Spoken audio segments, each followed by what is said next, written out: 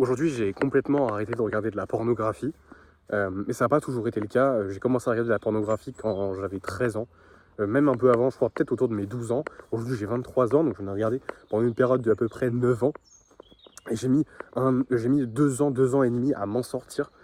Et je me rappelle très bien l'impact que ça a eu sur mes relations. Et aujourd'hui, je le conscientise beaucoup plus, d'autant plus que je vois les effets que ça a eu. Et aujourd'hui, évidemment, je guéris de ça, je me développe personnellement, donc j'ai pu minimiser les impacts de la pornographie, mais c'est pas le cas de tout le monde.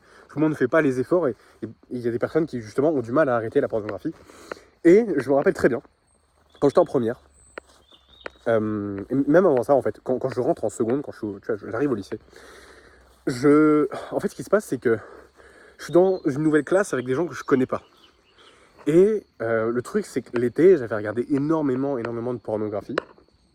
Et c'est très bizarre parce que du coup, je sentais que j'étais plus autant ouvert qu'avant. J'étais plus autant avenant, j'arrivais plus autant à faire rire les gens. J'arrivais plus autant à m'intégrer dans des groupes. Et tu vois, le truc, c'est que je comprenais pas pourquoi. Et en fait, ce qui se passe en seconde, c'est qu'avant, avant, j'étais plutôt quelqu'un de très sociable. J'étais un peu le Tchad de mon collège. Enfin, genre, j'étais un mec plutôt populaire, tu vois. Et j'arrive en seconde, je me dis, let's go, ça va être la même. Et le truc, c'est que comme l'été, j'ai regardé énormément de pornographie. Ce qui se passe, c'est que je me suis renfermé sur moi. Et quand j'arrive en seconde, j'arrive plus à sociabiliser. Je me renferme. J'ai du mal à me faire des amis, évidemment. Je fais un petit groupe, mais rien de fou. On passe en première et c'est là où c'est dramatique parce que je me retombe dans une classe où je ne connais personne. Et tu as été au collège, tu as été au lycée, tu sais à quel point que quand tu rentres dans une classe et que tu connais personne et que tu n'es pas spécialement à l'aise et que tu es renfermé sur toi, tu vas te faire bouffer. Tu vas te faire bouffer et tu vas socialiser avec personne, tu vas te sentir à l'écart. Et c'est littéralement ce qui s'est passé. Pourtant, 1 an et demi, 2 ans en arrière, j'étais quelqu'un d'extrêmement sociable. Et aujourd'hui, je vais t'expliquer pourquoi est-ce que la pornographie ruine tes relations, et en particulier avec les femmes.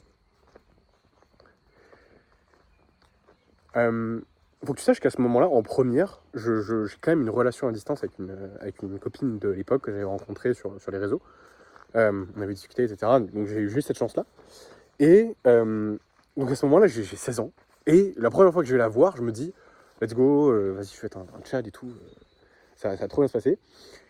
Et à 16 piges, je me retrouve, ça me fait bizarre de raconter ça, mais je me retrouve à avoir des problèmes d'érection à 16 ans, t'imagines? À 16 ans, t'as des problèmes d'érection. Parce que je regardais beaucoup trop de pornographie, j'étais constamment stimulé. Je me rappelle même des fois, je me branlais sur de la pornographie tellement souvent que des fois ça m'arrivait de me branler sur de la pornographie et je bandais même pas. J'étais demi-molle. Et le truc, c'est que si, quand je regarde de la pornographie, j'ai une demi-molle, qu'est-ce que ça va être avec ma copine? Sachant que, en vrai, ma copine de l'époque, elle était plutôt jolie, mais je veux dire, du coup, en comparaison à la pornographie, tu vois, en termes de stimuli, c'est pas la même chose. Et du coup, tu sais, ça met un peu une gêne dans la relation, même si je suis jeune et tout. Et bon, j'ai eu de la chance. C'est une femme avec qui je suis resté pendant 2 ans. Donc ça m'a permis de prendre l'expérience, de devenir plus à l'aise. Au final, au bout de quelques semaines, j'avais plus de problèmes de dysfonction érectile, mais c'est quand même resté pendant longtemps. C'est quand même resté pendant super longtemps. Et c'est littéralement à cause de la pornographie, parce que le stimuli de la pornographie, il est tellement élevé que au final, quand tu sociabilises avec des personnes...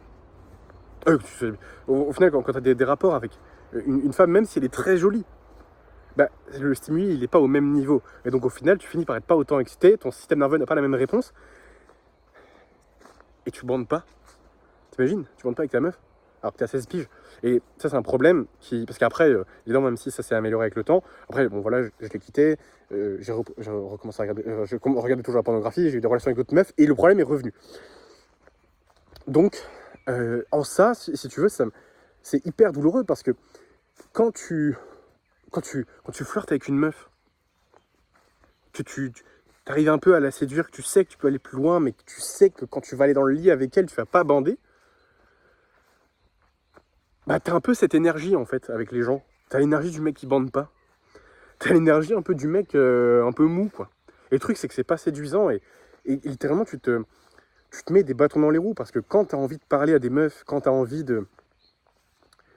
de séduire ou même d'avoir des interactions sociales, d'être plus à l'aise socialement, le truc c'est que si tu regardes de la pornographie, tu te tires une balle dans le pied, mais à tous les niveaux, tu t'handicapes.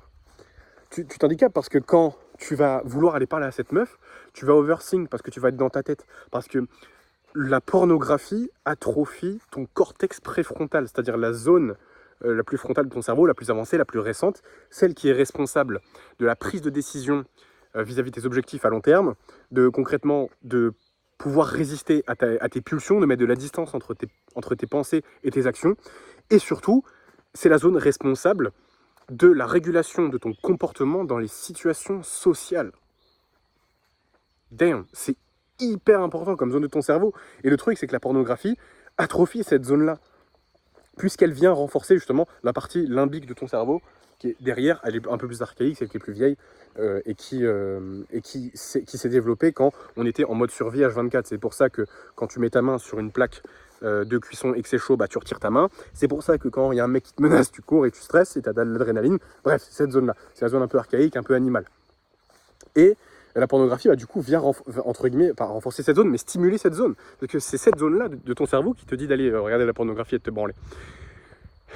Et en comparaison, bah, ton cortex préfrontal, il est complètement inactif. Donc tu finis juste par être quelqu'un qui est dans la peur, dans ses pulsions, dans quelque chose de très animal en fait. Et du coup, tu n'es pas du tout calibré pour les situations sociales. Et donc en fait, la pornographie, elle ruine tes relations et tes relations avec les femmes. Parce que ça t'empêche littéralement de sociabiliser, ça t'empêche d'avoir des relations saines avec tes partenaires, et que ce soit pour des relations sérieuses ou que ce soit pour des coups d'un soir, c'est la même merde, ça t'handicape complètement. Et aujourd'hui, si tu regardes encore de la pornographie, alors ça fait probablement plus de 10 ans que tu en regardes, quel que soit ton âge, tu regardes cette vidéo, tu as probablement entre 18 et 40 ans, et de manière générale, les gens qui ont regardé mes vidéos, ils sont dans cette tranche d'âge-là. On va dire en moyenne, vas-y, t'as 30 ans. Bah, si t'as 30 ans, ça fait probablement 10 ou 15 ans que tu regardes de la pornographie. Imagine les effets que ça a eu. Et en plus, t'es pas forcément dans cette même démarche que j'ai faite depuis ces 4 dernières années, de recover, de me soigner. Donc c'est probablement un stade où c'est important, c'est critique d'arrêter la pornographie. Donc, c'est en ça que la pornographie ruine tes relations. Évidemment, il y a d'autres choses. Je pourrais développer un peu plus. Je pourrais te raconter plus d'histoires vis-à-vis de ça, mais vas-y. Je suis pas un très très bon storyteller encore, donc je te raconterai une prochaine fois. Mais en fait, la pornographie juste te rend bizarre.